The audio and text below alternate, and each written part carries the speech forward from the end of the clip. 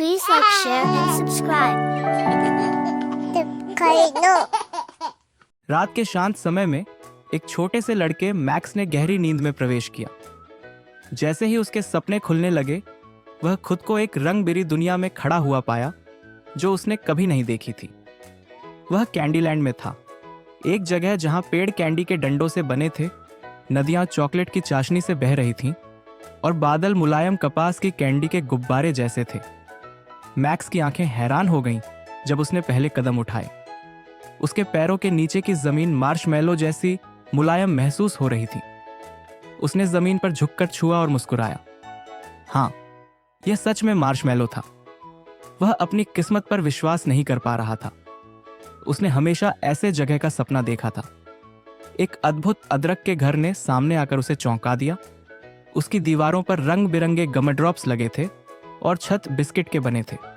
दरवाजा खुला और बाहर एक खुशमिजाज अदरक का आदमी आया, जिसके चेहरे पर एक गर्म मुस्कान थी। स्वागत है मैक्स, उसने दोस्ताना आवाज में कहा।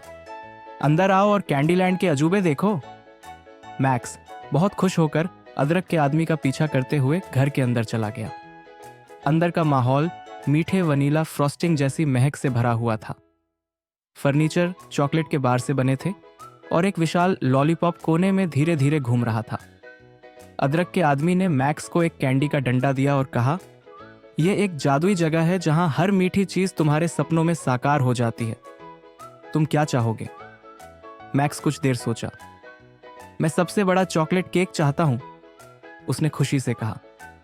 अदरक के आदमी ने अपनी जादुई छड़ी हिलाई और एक विशाल चॉकलेट केक मेज पर सामने आ गया, जिसमें क्रीम से भरी परतें और चमकते हुए स्प्रिंकल्स थे।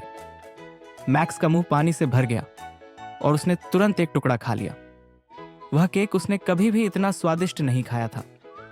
कुछ टुकड़े खाने के बाद मैक्स बाहर चला गया।